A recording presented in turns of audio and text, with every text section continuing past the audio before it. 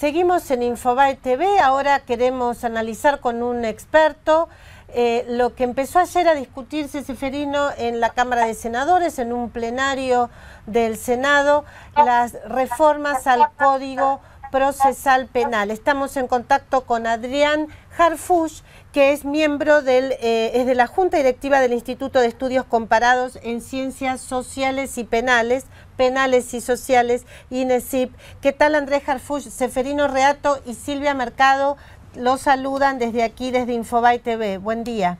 Buen día, ¿cómo les va? Bueno, ¿cuál es la primera opinión que nos puede dar, Andrés, al respecto del proyecto que ha llegado ya al Congreso? Nosotros tenemos una gran alegría desde el INESIP y de la Asociación Argentina de Juicio por Jurados, a la que también pertenezco, por que se ha cumplido un anhelo tan esperado, que es la reforma de uno de los códigos más retrógrados que existen en América Latina, como es el Código Procesal Argentino. Una verdadera vergüenza para la región, desde que Argentina con sus juristas ha sido principalmente pionera del cambio en toda América Latina desde los últimos 30 años, y parecería mentira que, bueno, parece como el viejo aforismo que dice en casa de herrero, cuchillo de palo, el último país en reformar un sistema tan vetusto parece ser Argentina. Bueno, parecería que esta vez estamos en camino definitivo de lograr que los jueces dejen de investigar y decidir, y que los fiscales pasen a investigar y un tercero imparcial, que es el juez, a decidir, si no contaminado ninguno de los dos, ni con la acusación, investigación, ni con la decisión. Algo que parece tan elemental en nuestro país por los intereses creados es tan difícil de conseguir. Así que por supuesto que estamos contentísimos, porque se trata además de un código de avanzada que establece no solamente esto, sino que establece la oralidad total, que el abandono absoluto del expediente, que es una de las principales lacras que ocasiona la demora inaudita de los procesos con la escritura, y una cultura del trabajo dentro de los tribunales que debe desaparecer para siempre. Y esto es que las decisiones se tomen, cualquiera esta sea, en una audiencia pública, donde esté el verdadero juez, el verdadero fiscal, el verdadero defensor y el acusado. ¿Y eso le parece, Harfuch, que va a mejorar, digamos, el mal humor que algunos sectores sociales tienen respecto de la justicia, que la consideran lenta, que no resuelve los casos, por ejemplo, en el tema de los delitos? No me cabe la menor duda. Es más, yo pienso que lejos de a veces de criticar a la prensa, porque muchos, en general los políticos y los jueces culpan a la prensa de muchas cosas, y sobre todo de fogonear con la cuestión de la inseguridad, etcétera. Yo en algún punto lo veo eso en parte cierto, pero en parte también veo que la prensa se hace eco de un reclamo ciudadano que está muy lejos de una cuestión que uno podría ver como una cuestión demagógica punitivista. Por el contrario, la ciudadanía está mandando un mensaje de que el sistema judicial le importa mucho, de que el sistema de cómo resuelve la justicia las cosas le interesa demasiado, y esto me parece bien. Y yo creo que el ámbito natural en el cual estas tensiones se reconducen e impiden que las cosas lleguen a mayores es una audiencia pública. Y esto está pasando en muchas provincias argentinas que ya tienen este sistema hace rato, como Chubut, Neuquén, inclusive la misma Santa Fe, en donde, imagínense, por ejemplo, ¿se acuerdan ustedes el caso cuando Gerardo Romano detuvo a un carterista que casi lo linchan? Sí. Bueno, hubo una conmoción tremenda porque ese muchacho a las 24 horas fue liberado, o menos. Pero claro, fue liberado por escrito, por un juez. En cualquier país normal, ese muchacho es llevado a una audiencia pública a las 12 horas, delante de un juez, con el fiscal acusándolo y con un defensor defendiéndolo, en una audiencia que puede ir cualquier ciudadano, que inclusive a veces es hasta emitida por radio, o por TV, o por internet. Y la sociedad ahí percibe que ahí el Estado está dando una respuesta, vaya a saber cuál será después, pero está viendo que algo se hace con esta cuestión. Esto es una audiencia que sirve para, desde que la persona asuma el hecho, para que lo escarcelen o no, que quede detenido si tiene antecedentes, o que ofrezca una reparación, pero está viendo que algo se hace de cara a la sociedad y no en secretos, entre bambalinas, cosas que nadie entiende, etc. O sea, Andrés, es interesante, muy interesante lo que está diciendo, por cierto. Eso, de algún modo, lo que está comentando hace referencia a ese momento de la cadena nacional donde habló la Presidenta de la Nación sobre el estado de conmoción del que ella habló, que incluso, por ejemplo, hasta el mismo Horacio Berbisky criticó esa manera de resolver la situación procesal de un detenido, porque decía, le puede dar poder a TN, a Infobae, incluso mencionó Horacio Berbisky. Usted dice que entonces no es por ahí.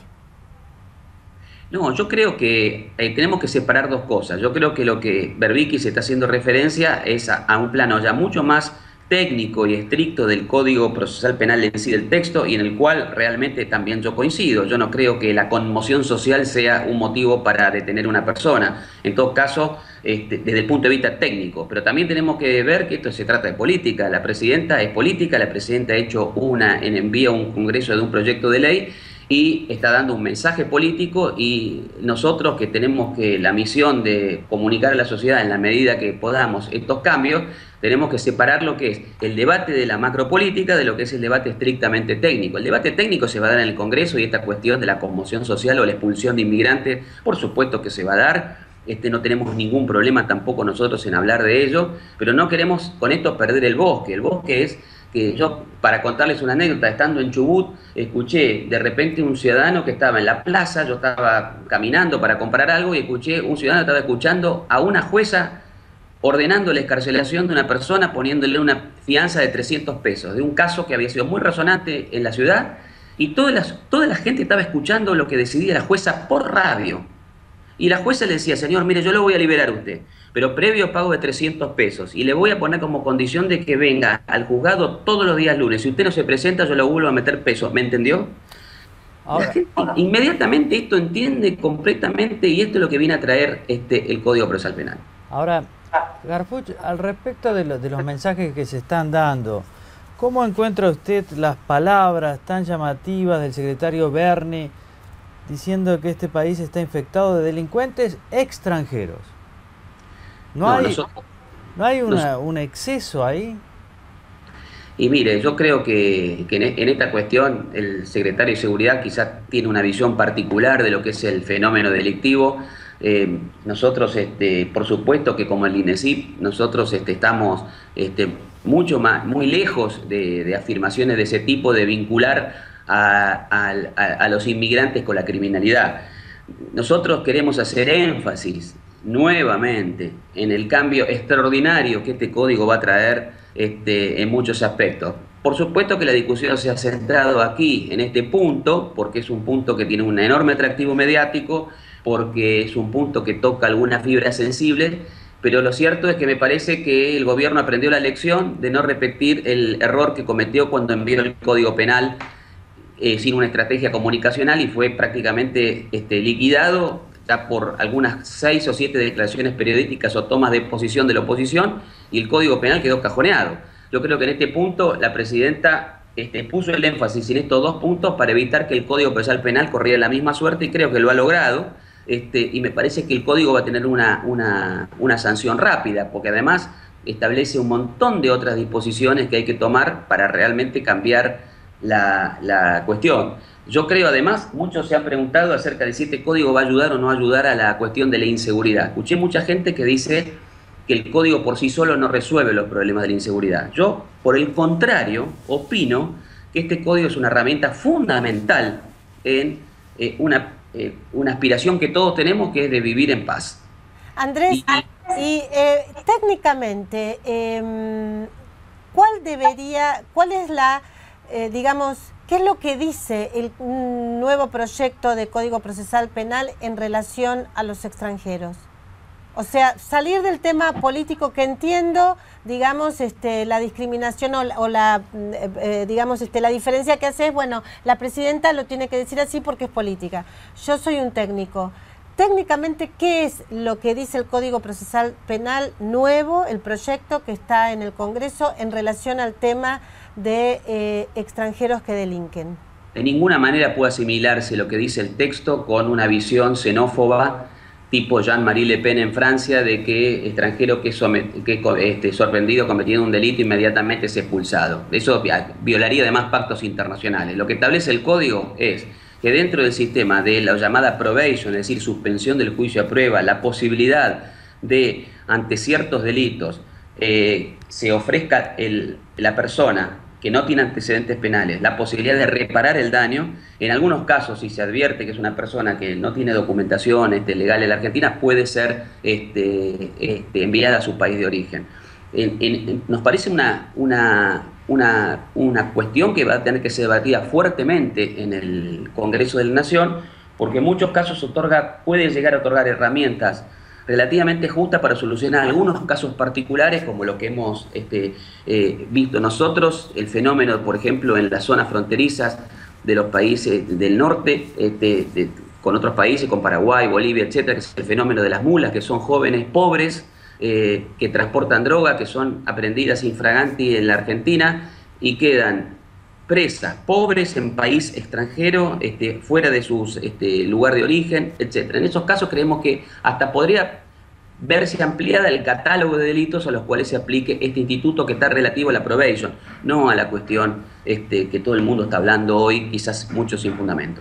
Harfuch, quedó muy claro su punto de vista respecto de los delitos comunes de seguridad, pero ¿qué va a pasar con las denuncias de corrupción de funcionarios? ¿Usted cree que esta reforma va a mejorar la efectividad de esas investigaciones? Es decir, que va a haber más posibilidades que los funcionarios que eventualmente sean denunciados sean también condenados. Sí, pues como les decía, ante este inconveniente yo creo que sí, pero por múltiples razones, pero la principal es porque este código, al poner en cabeza de los fiscales la investigación, está introduciendo futuras reformas a la ley de Ministerio Público que introducen un concepto llamado de flexibilidad, y que esto puede parecer algo muy vago o abstracto para la ciudadanía, pero hay que entenderlo muy bien, que es la posibilidad de armar y desarmar grupos de investigación de acuerdo a una realidad criminal siempre cambiante, que incluye la corrupción de funcionarios, el lavado de activos, la recuperación de activos, el lavado de dinero y todos los delitos en los que suele incurrir la gente del poder. ¿Esto qué quiere decir? Quiere decir que en una democracia los poderes constituidos, en este caso, y el fiscal general lo es, son los encargados de diseñar la política criminal. Es decir, ¿dónde voy a poner todos los esfuerzos para investigar? En la trata de personas, en la corrupción de funcionarios, en esto, lo otro. Son decisiones que se tomarán o no se tomarán, pero tenemos a quién ir a reclamarle, en organizar además unidades fiscales especializadas en este tipo de delitos, como en delitos de trata, y no como los actuales sistemas que tenemos de jueces de instrucción, que por turno fijo son los que persiguen todos los delitos, que no establece una política criminal común. Por lo tanto la política criminal la termina generando nadie, la policía o las agencias de seguridad, etcétera, y parece toda una cuestión absolutamente loca, disconexa, etcétera. Al tener la política criminal concentrada en los fiscales, esto va a permitir un muchísimo mayor foco ciudadano y control ciudadano acerca de qué delitos se está decidiendo investigar y perseguir en una sociedad democrática, una fiscalía democrática. Y yo creo que la ciudadanía va a exigir que los delitos de funcionarios se persigan con unidades fiscales especiales dedicadas a ellos, y allí se verán los resultados. Pero esto es un paso enorme en este punto. Y lo mismo pasaría con todos otros delitos, como el robo de autos, los homicidios, el tráfico de drogas, tráfico de órganos, la trata de mujeres. Todos estos delitos tienen que ser perseguidos por fiscales exclusivos organizados en fiscalías tematizadas y con un muy claro mensaje hacia la sociedad acerca de qué es lo que se está buscando perseguir. Esto es el diseño de esta política criminal, que también tiene que perseguir a los delitos de cuello blanco, así llamados, tiene que estar diseñada desde los poderes constituidos y claramente ante la sociedad, ante el Parlamento, ante el Congreso, ante los medios, etc. Yo creo que en este sentido el Código da las herramientas para que esto suceda, y no como ahora, que está totalmente atomizado en múltiples jueces de instrucción que no definen nada en común. Claro. La última pregunta, Andrés. Hay un cierto temor en relación a un artículo 34 que algunos expertos críticos con el gobierno, y en particular con la actual jefa de los fiscales, la doctora Gil Carbó, tendría un poder excesivo, digamos, tendría un macro poder para intervenir obviamente en todas las investigaciones, nombrando fiscales en investigaciones ya realizadas incluso, es decir, no solo en las próximas, sino en investigaciones que ya estén en curso. ¿Usted qué opina al respecto? Me parece que es más del debate político. Este código apunta mucho más allá de la duración eventual de la procuradora actual. Además, por lo contrario, esa norma, el artículo 34, es una norma irreprochable. Yo ejerzo el mismo cargo que la doctora Gil Carbó, nada más que del lado de la defensa en un distrito más chico que es San Martín. En todas las leyes de Ministerio Público y Defensa Pública existe la misma norma. Ese es el principio de flexibilidad. El principio, por el contrario, de rigidez, en donde la causa que le toca al juez de turno o a un fiscal de turno y no se la puede sacar nunca más nadie, es una de las causas que conspiran contra una persecución efectiva de todos los delitos. El fiscal y el defensor tienen que tener la posibilidad de armar y desarmar rápidamente equipos, aumentar con número de miembros, si las necesidades de la realidad delictiva cambian, desarmar una unidad y ponerla en otro lado, etcétera. Sin estas normas es imposible afrontar una investigación de manera exitosa. Yo creo que es tal la oposición en este caso a la doctora Gil Carbó, que hace ver que una norma que es correcta, y por el cual que además tiene muchos controles internos, es sacrificada en aras de seguir con un sistema actual que es un sistema ya patético, que no sirve para nada, que es la causa acá en el juzgado de turno y ahí quedó y quién sabe por qué, etcétera. Este es un sistema que conspira absolutamente contra una persecución efectiva de los delitos. Yo creo claramente que me parece que es una norma más del debate político y que no se da cuenta que este código va a regir quizás 50 años. Entonces, porque además este es un código, nuevamente lo digo, que establece que se tienen que sancionar 4 leyes muy importantes que van a ser su necesario complemento. Uno, la ley de juicio por jurado, que establece que además en los delitos más graves, la ciudadanía es quien tiene que dar su veredicto. Está 3 veces mencionada en la Constitución. Otra, la ley de Ministerio Público Fiscal. Esto va a tener que regular completamente, y acá va a haber un debate muy interesante, acerca de cómo debe reformarse completamente el Ministerio Público Fiscal Federal.